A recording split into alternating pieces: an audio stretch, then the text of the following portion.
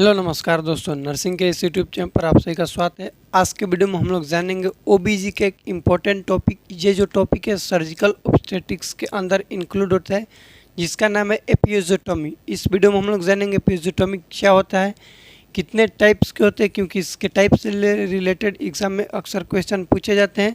उसके बाद जानेंगे इसके इंडिकेशंस की, किस कंडीशन में एपियोटोमी को परफॉर्म किया जाता है, कंट्रा इंडिकेशन क्या है, पर्पस क्या है, ये जो सर्जिकल ऑब्स्टेट्रिक्स है इसके करने का क्या पर्पज है।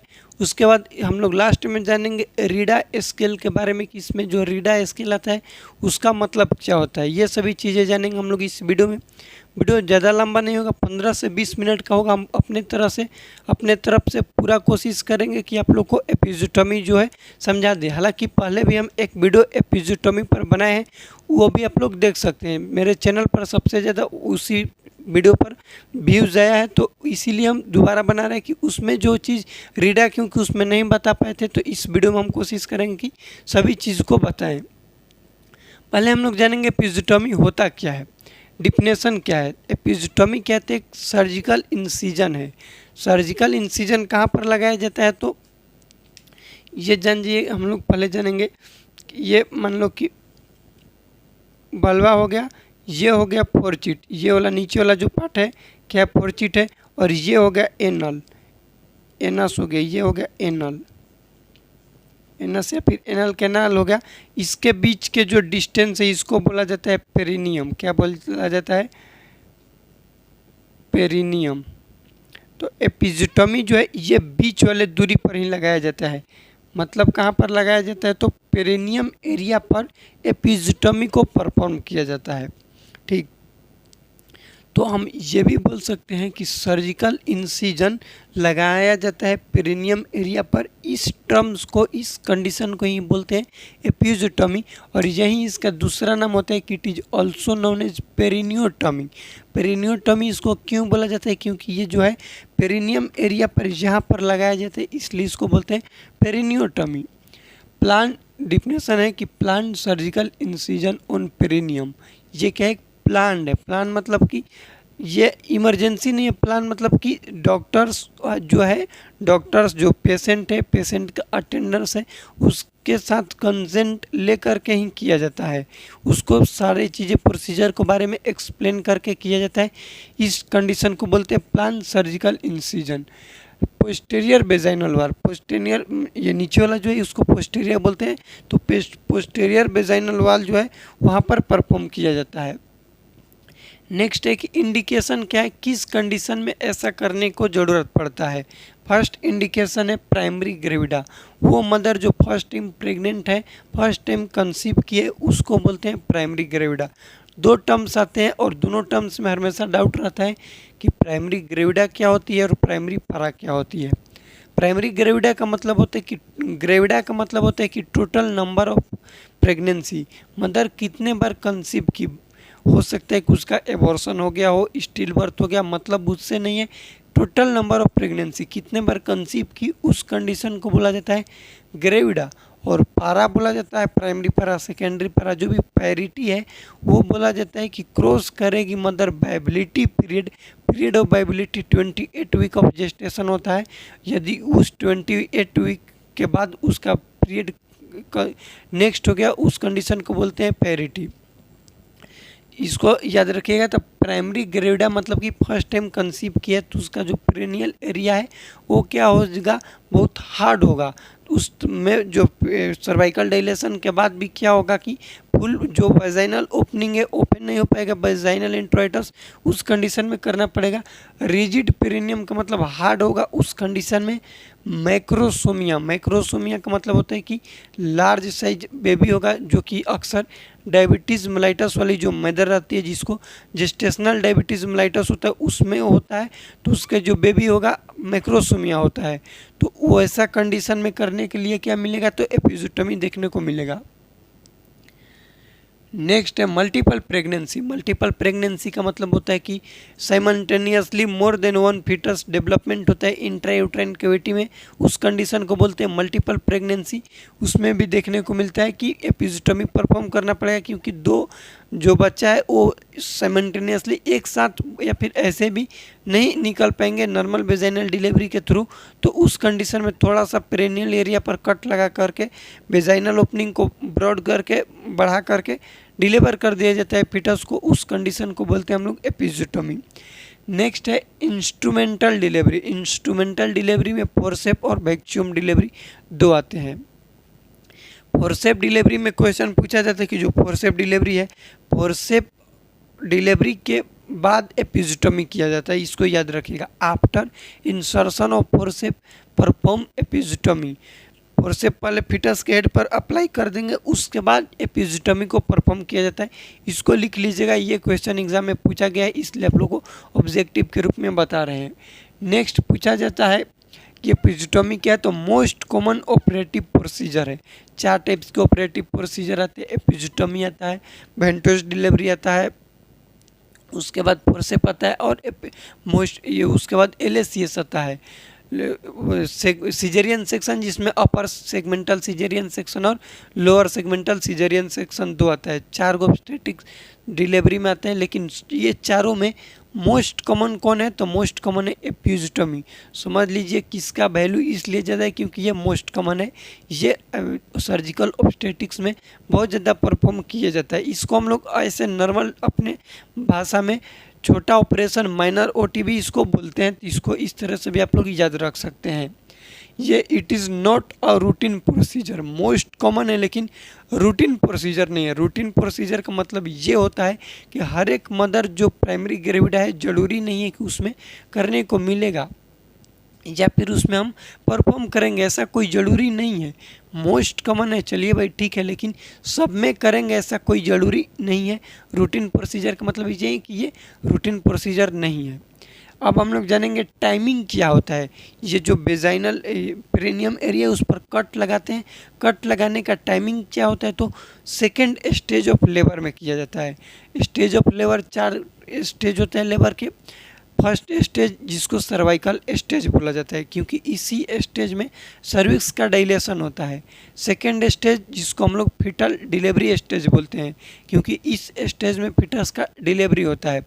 थर्ड स्टेज जिसको हम लोग प्लासेंटल स्टेज बोलते हैं क्योंकि इस स्टेज में ही प्लासेंटा का डिलीवरी होता है। फोर्थ स्टेज को हम लोग ऑब्जर्वेशनल स्टेज बोलते हैं। इस स्टेज में मदर को ऑब्जर्व किया जाता है और यदि नॉर्मल वेजाइनल डिलीवरी है तो 30 मिनट और सीजरियन सेक्शन है तो 4 घंटा के अंदर ब्रेस्ट फीडिंग के लिए इनकरेज करते हैं। 4 गो स्टेज बता दिए। सेकेंड स्टेज जिस स्टेज में फिटस डिलीवरी होने वाला रहता है उस स्टेज में एपिजियोटॉमी परफॉर्म किया जाता है। अब स्टेज ऑफ द लेबर पढ़िए। अब सेकेंड स्टेज ऑफ लेबर में कई सारे पड़ाव आते हैं। पड़ाव कहने का मतलब कि कई सारे मूवमेंट आते हैं, कार्डिनल मूवमेंट जिसको हम लोग बोलते हैं। तो कार्डिनल मूवमेंट में एक आता है क्राउनिंग। अब ये क्राउनिंग क्या होता है इसको समझिएगा। क्राउनिंग का मतलब ये होता है कि फीटस का जो हेड है या फिर बोल सकते हैं बाईपेराइटल डायमीटर।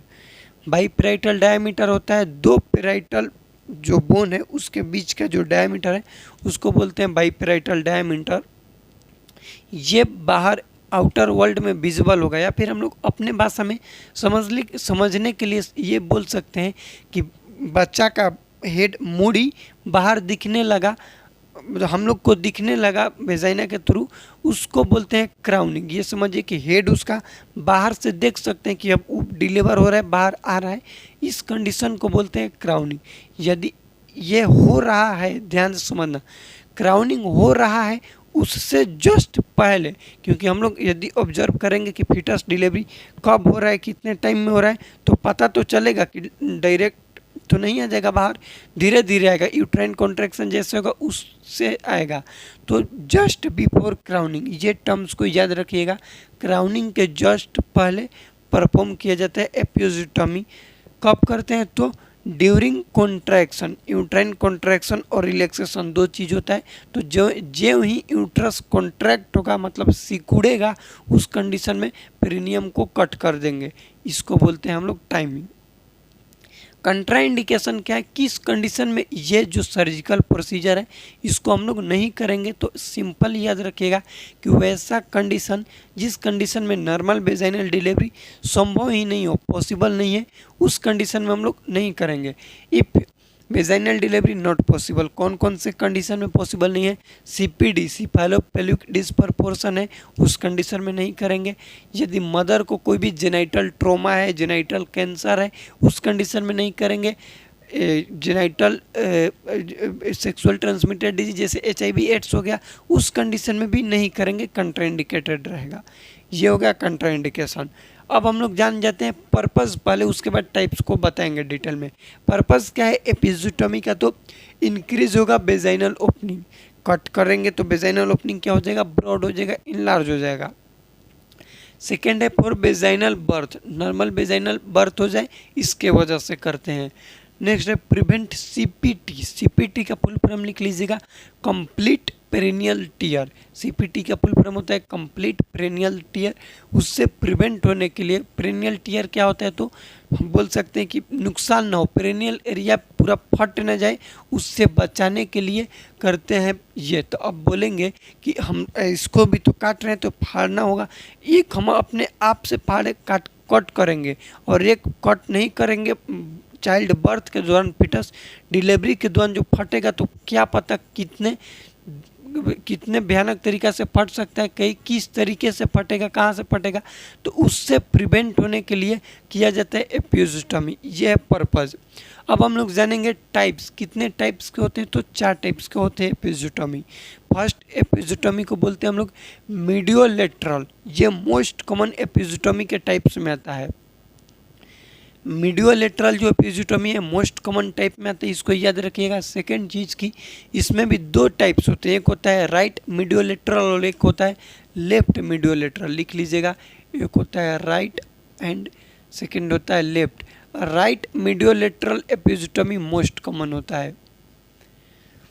मोस्ट कॉमन एपिज़ोटोमी क्वेश्चन में पूछा जाएगा तब बोलेंगे मीडियोलेटरल। अब मीडियोलेटरल में पूछ देगा कि राइट साइड होगा या फिर लेफ्ट साइड होगा, तो बोलेंगे कि राइट साइड वाला जो एपिज़ोटोमी है वो मोस्ट कॉमन होता है।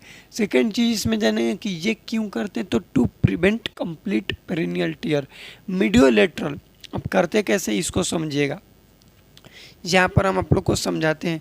ये जो है ये हो गया फोर्चिट, इसका क्या नाम है फोर्चिट। मीडियोलेटरल में क्या करते हैं कि इंसिजन यहाँ से ला करके मीडियल कर देंगे, इस तरीके से साइड में कर देते हैं, इसको बोलते हैं मीडियोलेटरल। और सेकंड मीडियल मतलब डायरेक्ट बीचों बीच आएगा, इसको बोलते हैं मीडियल। जे शेप में क्या होता है कि यहाँ से फोर्चिट से ला करके या तो 5 o'clock की तरफ जाएंगे या फिर 7 o'clock के। और लेटरल जो है उसमें क्या करते हैं कि ये फोर्चिट जो है यहाँ से जो लेटरल में 1 सेंटीमीटर अवे, 1 सेंटीमीटर फोर्चिट से दूर जा कर के कट करते हैं, उसको बोलते हैं लेटरल एपिज़ोटोमी। थोड़ा सा अब हम जो इसको बताएं इसी के थ्रू हम डिफिनेशन को बता देंगे, टेंशन नहीं लीजिए, याद हम करवा देंगे। फर्स्ट हम लोग पढ़े टाइप्स में मीडियोलेटरल। मीडियोलेटरल पहले जानेंगे कि मोस्ट कॉमन एपिज़ोटोमी के टाइप्स होता है 4 गो में। उसके बाद 2 होते हैं मीडियोलेटरल में भी, यदि डिटेल में डीप में पढ़ेंगे तो राइट और लेफ्ट। राइट मीडियोलेटरल जो एपिज़ोटोमी है ये मोस्ट कॉमन होता है, ये परफॉर्म किया जाता है आए दिन। उसके बाद सेकंड है मीडियल। मीडियल का मतलब बीचों बीच कट कर देंगे पेरिनियल एरिया को, तो इसको बोलते हैं मीडियल। मीडियल का मतलब ही होता है बीच में। ये सेकंड मोस्ट कॉमन है, फर्स्ट मोस्ट कॉमन था मीडियोलेटरल, सेकंड मोस्ट कॉमन कौन है तो मीडियल है। Most probability to CPT, CPT मतलब कंप्लीट पेरिनियल टीयर। क्यों होगा, क्योंकि बीचों बीच है यहाँ से और फीटस डिलीवर होगा तो ये और हो सकता है कि आगे पेरिनियल टीयर हो जाए, फट जाए, इसके वजह से ये करते कैसे हैं तो 2.5 centimetre medial from fourchette, 2.5 centimetre cut करते हैं अवे फ्रॉम 2.5 सेंटीमीटर फोर्चिट से वहाँ तक इंसिजन को लगाते हैं। कितना लगाते हैं तो 2.5 सेंटीमीटर लगाया जाता है। जे शेप क्या होता है कि जे शेप में लिखे कि incision start from fourchette to downward करेंगे मीडियली और 1.5 सेंटीमीटर डाउन करके उसके बाद आफ्टर 1 सेंटीमीटर 5 o'clock या फिर 7 o'clock की तरफ ले जाएंगे। थोड़ा सा यहाँ पर समझ लीजिएगा जे शेप, क्योंकि इससे रिलेटेड क्वेश्चन एग्जाम में अक्सर पूछे जाते हैं। इसको लिख लीजिएगा एनस। यहाँ से पहले कितना लाएंगे तो 1.5 सेंटीमीटर, 1.5 सेंटीमीटर पहले लाएंगे डाउनवर्ड। उसके बाद क्या कर देंगे, लेटरल कर देंगे कितना 1 सेंटीमीटर। जे शेप में या तो इधर करेंगे या फिर इधर करेंगे। घड़ी में कैसे, इधर 7 होगा इधर 5 होगा। घड़ी में जैसे इस तरीके से 7 और 5 बजता है उसी तरीके से करते हैं जे शेप, इसी को बोला जाता है, याद रखिएगा। नेक्स्ट है lateral episiotomy. Incision start from 1 centimetre away from fourchette. Away याद रखिएगा, अवे फ्रॉम पोर्चिट मतलब कि 1 सेंटीमीटर पोर्चिट से दूर रहकर, बिलाग रह करके इंसिजन को स्टार्ट करते हैं। लेकिन 1 सेंटीमीटर दूर से स्टार्ट करने के वजह से मोर चांस होता है, मोर रिस्क रहता है। एक ग्लैंड होता है जिस ग्लैंड का नाम है बार्थोलिन ग्लैंड। बार्थोलिन ग्लैंड के इंजुरी होने का मोर चांस रहता है। ये क्वेश्चन एग्जाम में पूछा गया है, तो याद रखिएगा कि कौन से एपिजियोटॉमी के टाइप्स में बार्थोलिन ग्लैंड के इंजुरी होने का ये चांस रहता है, तो बोलेंगे लेटरल में। मोस्ट कॉमन कौन से एपिजियोटॉमी होते हैं, इससे रिलेटेड क्वेश्चन पूछा गया तो बोलेंगे मीडियोलेटरल। अब इसके मैनेजमेंट में हम एक स्केल यूज में लेते हैं जिस स्केल का नाम है रीडा स्केल। लिख लीजिएगा REEDA, रीडा। रीडा स्केल को यूज में लेते हैं। रीडा का फुल फॉर्म भी पूछा जाता है तो लिख लीजिएगा। R का मतलब होता है रेडनेस। एपिजियोटॉमी साइट पर रेडनेस को देखा जाता है। सेकंड ई का मतलब होता है कि एडिमा को देखेंगे। उसके बाद सेकंड ई का मतलब ये जो ई है इकेमोसिस, डिस्चार्ज और अप्रोक्सीमेशन। रेडनेस का मतलब कि उस जगह पर रेडनेस को देखा जाएगा, असीस किया जाएगा। रेडनेस होगा तो क्या इंडिकेट करेगा, वहाँ पर कोई भी इन्फेक्शन तो नहीं हो रहा है, सब कंडीशन नॉर्मल तो है। एडिमा को देखेंगे वहाँ पर कि एडिमा तो नहीं है। इकेमोसिस, इकेमोसिस क्यों होता है, क्योंकि 3 टर्म्स होता है पटेची परप्यूरा इकेमोसिस। लार्ज साइज में स्पॉट बन जाए, ब्लड का वहाँ पर थक्का बन जाए, क्लॉट हो जाए, उस कंडीशन को बोलते हैं इकेमोसिस, उसको देखा जाता है। डिस्चार्ज, एपिजियोटॉमी से कोई भी पस तो नहीं आ रहा है, कोई भी डिस्चार्ज तो नहीं हो रहा है। और अप्रोक्सीमेशन का मतलब होता है कि जो सुचर साइट था, सुचरिंग जहाँ पर किए थे, वो सब चीज़, सब कंडीशन नॉर्मल तो है, सुचर वाले में कहीं तो गड़बड़ नहीं है, उसको अप्रोक्सीमेशन बोलते हैं। ये एपिजियोटॉमी में यूज में लिया जाता है। एपिजियोटॉमी कौन से सुचर से किया जाता है, तो क्रोमिक ओ कैटगट सुचर। लिखना चाहेंगे तो लिख लीजिएगा कि सुचर्स का नाम क्या है, तो क्रोमिक ओ कैटगट, क्रोमिक ओ कैटगट सुचर होता है। इसको लिख लीजिएगा क्योंकि ये भी क्वेश्चन पूछा जाता है। यह है हम लोग का एपिजियोटॉमी से रिलेटेड वीडियो। इस वीडियो में कुछ भी डाउट होगा तो प्लीज़ कमेंट कीजिएगा। टेलीग्राम चैनल से जुड़ना चाहते हैं तो टेलीग्राम चैनल का लिंक इस वीडियो के डिस्क्रिप्शन बॉक्स में दे देंगे, या फिर टेलीग्राम पर जाकर सत्यम नर्सिंग सर्च कीजिएगा तो आ जाएगा, वहाँ पर जुड़ जाइएगा, क्योंकि वहाँ पर हम सभी चीज़ें नर्सिंग से रिलेटेड इन्फॉर्मेशन को प्रोवाइड करते हैं। वीडियो को अपने दोस्तों के साथ शेयर जरूर कीजिएगा। मिलते हैं अगले वीडियो में, तब तक के लिए जय राम जी की बहुत बहुत धन्यवाद वीडियो को देखने के लिए।